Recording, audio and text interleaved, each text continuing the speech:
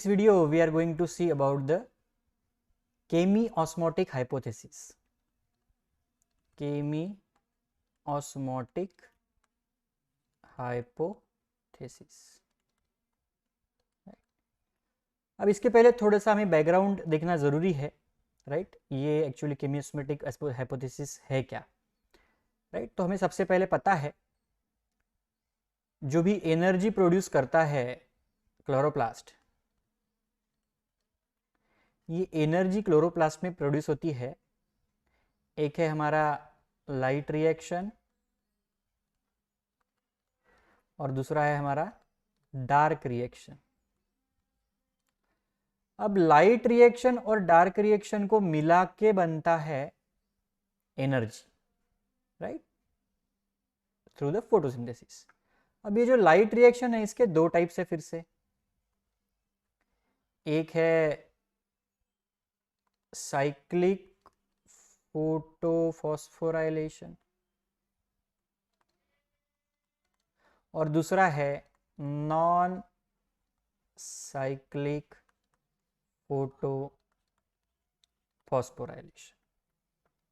अब cyclic photophosphorylation में हमें पता है सिर्फ एटीपी जो है इसका प्रोडक्शन होता है एटीपी का, और नॉन साइक्लिक में एटीपी के साथ हमें रिड्यूस पावर मिलती है NADPH2, राइट? अब ड्यूरिंग नॉन साइक्लिक फोटोफॉस्फोराइलेशन जो एटीपी बनता है वो एटीपी बनता है with the help of chemiosmosis, right? तो ये केमिओस्मोसिस बेसिकली होता क्या है, तो अभी हमें पता है जो भी लाइट रिएक्शन है वो लाइट रिएक्शन कहाँ होती है, in the thylakoid membrane, right? Grana के थाइलाकॉइड मेम्ब्रेन जो होते हैं, ये मेम्ब्रेन में ये पूरी की पूरी लाइट रिएक्शन जो होती है वो कैरी आउट होती है, राइट, इस जगह पे, राइट? और यहीं पे होता है केमिओस्मोसिस। तो अब ये जो केमिओस्मोसिस है तो इसमें बेसिकली हमें ऑस्मोसिस जो है, राइट, वो पता चाहिए क्या होता है, what is mean by osmosis, right? तो यहाँ देखिए ये जो केमिओस्मोसिस हाइपोथेसिस जो है ये किसने दिया था, तो सबसे पहले मिशेल नाम के साइंटिस्ट थे, इन्होंने ये डिस्कवर किया था, right? Okay, now what is mean by osmosis, right? तो यहाँ पे देखो एक बीकर है, राइट, और बीकर में हमें कुछ वाटर मॉलिक्यूल्स दिख रहे हैं। अब यहाँ पे देखो जो वाटर मॉलिक्यूल का कॉन्सेंट्रेशन है वो ज्यादा है, देखो यहाँ पे लगभग 32 वाटर मॉलिक्यूल्स हमें दिख रहे हैं, राइट? और यहाँ पे देखो इस जगह पे वाटर मॉलिक्यूल का कॉन्सेंट्रेशन जो है वो कम है, राइट? यहाँ पे वाटर मॉलिक्यूल का कॉन्सेंट्रेशन जो है वो ज्यादा है। यहाँ पे देखो 32 वाटर मॉलिक्यूल्स है लेफ्ट साइड में, और राइट साइड में जो है वाटर मॉलिक्यूल्स का कॉन्सेंट्रेशन कम है, राइट? 1 2 3 4 5 6 7 8 9 10 11 12 13 14 15 16 17 18 वाटर मॉलिक्यूल्स हमें दिख रहे हैं हमें राइट साइड में। अब जब ऐसा होता है, अगर कॉन्सेंट्रेशन किसी सब्सटेंस का एक सेमी परमिएबल मेम्ब्रेन के इर्द गिर्द अगर ज्यादा है तो वो मूव करता है from its higher concentration to lower concentration, right? अभी यहाँ पे अगर वाटर मॉलिक्यूल की कॉन्सेंट्रेशन देखो, यहाँ पे 32 वाटर मॉलिक्यूल है ज्यादा है, और यहाँ पे वाटर मॉलिक्यूल का कॉन्सेंट्रेशन कम है, 18 वाटर मॉलिक्यूल है। तो ये वाटर मॉलिक्यूल्स क्या करेंगे, मूव करना शुरू कर देंगे from left side of the semi permeable membrane. ये देखो ये जो है ये सेमी परमिएबल मेम्ब्रेन है, इसके लेफ्ट साइड से राइट साइड में। ये यूनिवर्सल लॉ है, राइट? इसे ही हम कहते हैं ऑस्मोसिस। यहाँ वाटर मॉलिक्यूल का कॉन्सेंट्रेशन ज्यादा हो गया तो वो ऐसा मूव करना शुरू कर देंगे। तो ये हर एक सब्सटेंस के साथ, केमिकल सब्सटेंस के साथ होता है, इसे हम कहते हैं ऑस्मोसिस। और यही होने वाला है जब हम अभी पढ़ेंगे हमारा थाइलाकॉइड मेम्ब्रेन, राइट? तो थाइलाकॉइड मेम्ब्रेन में यही कुछ तो भी जो है फिनोमिनन होने वाला है, बट ये केमिओस्मोसिस है। तो इसे हम डिटेल में देखने वाले हैं कि भाई बाहर से अंदर कौन आता है और अंदर से बाहर क्या जाता है, राइट? यहाँ पे तो वाटर मॉलिक्यूल मैंने आपको फॉर एग्जांपल समझा दिया था, right? So this is about the osmosis. So here you can see, यहाँ पे देखो वाटर मॉलिक्यूल का कॉन्सेंट्रेशन ज्यादा है तो ये यहाँ से यहाँ मूव करेंगे, राइट? देखो ये मूव हो रहे हैं, right, from left side to right side, right? So this is called as, yes देखो, yes, so this is called as osmosis, right. तो यही होने वाला है हमारे जो थाइलाकॉइड मेम्ब्रेन है उसके बाहर और अंदर, दैट इज लुमेन और स्ट्रोमा में, राइट। तो ये है हमारा केमी ऑस्मोसिस। तो इसको डिटेल में अभी हम जान लेते हैं। तो देखो यहाँ पे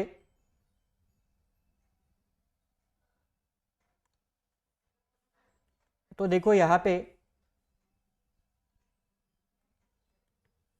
तो देखो यहाँ पे जो हमें ये जो स्ट्रक्चर दिख रहा है, दिस इज नथिंग बट ये थाइलाकॉइड है, थाइलाकॉइड। अब देखो ये क्या है, तो ये थाइलाकॉइड की आउटर मेम्ब्रेन है, साथ ही साथ ये क्या है, थाइलाकॉइड की इनर मेम्ब्रेन है,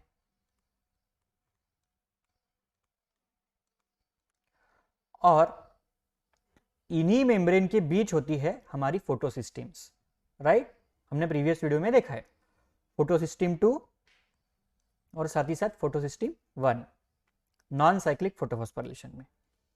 अब देखो होता क्या है, जब सनलाइट गिरती है फोटोसिस्टम 2 पे, तो फोटोसिस्टम 2 क्या करता है, एक इलेक्ट्रॉन जो है वो एक्साइट कर देता है, राइट, या फिर हम बोलेंगे पेयर ऑफ इलेक्ट्रॉन जो है वो एक्साइट कर देता है।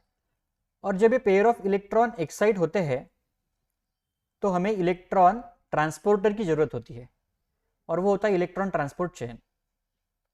अब during the transportation of electron बीच में ये cytochrome B and cytochrome F complex पड़ता है, राइट। अब ये क्या है, तो ये इलेक्ट्रॉन ट्रांसपोर्टर है। ये क्या करता है, इस हाई एनर्जी इलेक्ट्रॉन को ट्रांसपोर्ट करता है, कहां पे, तो फोटोसिस्टम 1 के पास। अब जब ये ट्रांसपोर्ट होता है तो एट द सेम टाइम क्या होता है, जो प्रोटॉन्स प्रेजेंट होते हैं इन द स्ट्रोमा, राइट, देखो यहां पे दिख रहा है हमें, ये जो है पूरा का पूरा थाइलाकॉइड मेम्ब्रेन है, और ये जो पूरा का पूरा एटमॉस्फेयर अभी बाहर मेम्ब्रेन के इर्द गिर्द वो क्या है, तो स्ट्रोमा है। तो जैसे ही इलेक्ट्रॉन ट्रांसपोर्ट करेगा ये cytochrome B and cytochrome F complex from its high energy level to low energy level, या फिर हम बोलेंगे फोटोसिस्टम 2 से फोटोसिस्टम 1 तक, उसी वक्त ये क्या कर देगा, ये प्रोटॉन को ट्रांसपोर्ट कर देगा, पंप कर देगा फ्रॉम स्ट्रोमा, स्ट्रोमा से ये प्रोटॉन को पंप कर देगा inside the lumen of the thylakoid, याद रखना है हमें, राइट। जैसे ही photosystem 2 that is 680 nanometer wavelength का लाइट एब्जॉर्ब करेगी, इलेक्ट्रॉन एक्साइट होगा। इलेक्ट्रॉन एक्साइट जब होगा तो वो साइटोक्रोम बी एन एफ क्या करेगा, इलेक्ट्रॉन को कैरी करेंगे, कहां पे, from its higher state to its lower energy state, और कहां पे लेके जाके छोड़ेंगे, P700 के पास। और जब ये फिनोमिनॉन होगा तो क्या होगा, प्रोटॉन पंप हो जाएंगे बाहर से अंदर की ओर, यानी from the stroma into the lumen of the thylakoid, right. अब ये प्रोसेस जब हो रही है, एट द सेम टाइम क्या हो रहा है, यहां पे फोटोलिसिस ऑफ वाटर हो रहा है। देखो फोटोलिसिस ऑफ वाटर क्या हो रहा है, फोटोलिसिस से 2 प्रोटॉन प्रोड्यूस हो रहे हैं, साथ ही साथ 2 इलेक्ट्रॉन्स प्रोड्यूस हो रहे हैं, और एक नेसेंट ऑक्सीजन बन रहा है। अब ये तो रेस्पिरेशन के लिए बाहर निकल जाएगा। ये जो 2 इलेक्ट्रॉन हैं, जो यहाँ पे इलेक्ट्रॉन होल प्रोड्यूस हो गया, क्योंकि ये इलेक्ट्रॉन यहाँ पे एक्साइट हो गए फोटोसिस्टम 2 के, वो फिलअप कर देंगे। और अब ये जो प्रोटॉन है, ये प्रोटॉन देखो क्या करेगा, ये लुमेन में प्रोटॉन्स का कॉन्सेंट्रेशन बढ़ा देगा। अब देखो बाहर से प्रोटॉन तो पंप इन हो गए, राइट। अब यहाँ पे भी देखो due to the splitting of water proton का कॉन्सेंट्रेशन बढ़ चुका है। अब ये जो स्प्लिटिंग ऑफ वाटर होता है ये कहाँ होता है, तो ये इनर मेम्ब्रेन जो है हमारे जो थाइलाकॉइड की इनर मेम्ब्रेन है, स्प्लिटिंग ऑफ वाटर कहाँ होता है, इनर मेम्ब्रेन में होता है, राइट, ये ध्यान रखना। तो यहां पे देखो प्रोटॉन का कॉन्सेंट्रेशन जो है वो क्या हो गया, बढ़ गया है, राइट। अब according to law of osmosis, यहां पे देखो अंदर प्रोटॉन का कॉन्सेंट्रेशन ज्यादा है, और बाहर प्रोटॉन का कॉन्सेंट्रेशन जो है वो कम है, राइट, इन द स्ट्रोमा। अब क्या होगा, अकॉर्डिंग टू द ऑस्मोसिस ये जो प्रोटॉन्स है ये from its higher concentration move कर जाएंगे इनटू देयर लो कॉन्सेंट्रेशन यहां पे। और ये जो मूव करते हैं तो ये कहीं से भी मूव नहीं करेंगे, स्पेसिफिक जगह से मूव करेंगे। और ये कहां से मूव करते हैं, तो ये मूव करते हैं, ये मेडिएट होता है मूवमेंट प्रोटॉन का थ्रू द एटीपी सिंथेस, ये एक एंजाइम है। अब जैसे ही प्रोटॉन, अब ये प्रोटॉन के पास क्या है, एनर्जी है, क्योंकि ये मूवमेंट कर रहे हैं। जैसे ही ये प्रोटॉन मूव कर जाते हैं through the ATP synthase, ATP synthase के दो पार्ट होते हैं, ये होता है F0 पार्ट और ये होता है बड़ा वाला F1 पार्ट, राइट। ये F1 पार्ट जो होता है ये प्रोट्रूडिंग होता है ऑलवेज स्ट्रोमा में, और F0 पार्ट कहां प्रेजेंट होता है, in the membrane of the thylakoid. तो जैसे ही ये प्रोटॉन हायर कॉन्सेंट्रेशन से लोअर कॉन्सेंट्रेशन की तरफ मूवमेंट करेंगे, तो ये प्रोटॉन के पास अभी एनर्जी है। With the help of energy क्या होता है, एक एडीपी जो है वो आईपी के साथ जुड़ जाता है, यानी इनऑर्गेनिक फॉस्फेट के साथ जुड़ जाता है और हमें मिलता है एटीपी मॉलिक्यूल, राइट, ओके। अब ये जो प्रोटॉन बाहर आ गया यहां से, ये जो प्रोटॉन बाहर आ गया, राइट, इनका क्या होता है, तो ये प्रोटॉन मूव कर जाते हैं towards one another enzyme which is located on the outer membrane of the thylakoid, और ये एंजाइम को हम बोलते हैं NADP रिडक्टेज। तो ये प्रोटॉन कहां मूव कर जाता है, एंजाइम के पास NADP रिडक्टेज नाम के, और ये NADP रिडक्टेज क्या करता है, with the help of this proton, right, ये NADP और ये प्रोटॉन को कर देता है कंबाइन और बन जाता है हमारा NADPH, या फिर हम इसे लिख सकते हैं NADPH2, राइट। तो इस प्रकार से देखो केमी ऑस्मोसिस हुआ है, कहा हुआ है, ये जो प्रोटॉन थे ये मूव कर गए हैं from their higher concentration to their low concentration, और इसी के वजह से, इसी एनर्जी की वजह से क्या बन गई है, यहाँ पे एटीपी बन गई है, right. So this is about the chemiosmosis, right, जिसकी वजह से एटीपी का फॉर्मेशन होता है। अब ये जो लो एनर्जी प्रोटॉन बाहर आ चुके हैं ये कंबाइन हो जाएंगे कहा, NADP के साथ, in presence of enzyme NADP reductase, और क्या बन जाएगा, NADPH2, राइट। और ये बन गई हमारी second power, second assimilatory power. In such a way हमारा जो नॉन साइक्लिक फोटोफॉस्फोराइलेशन होता है उसमें केमी ऑस्मोसिस के कारण हमें क्या क्या मिलता है, एटीपी मिलता है और NADPH2 मिलता है। तो ये हमारी दो पावर्स है, दो एसिमिलेटरी पावर्स है, जिनकी मदद से क्या होता है, जो फूड बनता है, जिनकी मदद से क्या होता है, ये जो फोटोसिंथेसिस का प्रोसेस है ये आगे आगे बढ़ता है और हमें क्या मिलती है, एनर्जी मिलती है, एटीपी और NADPH2, और इसी एनर्जी को यूज किया जाता है डार्क रिएक्शन में,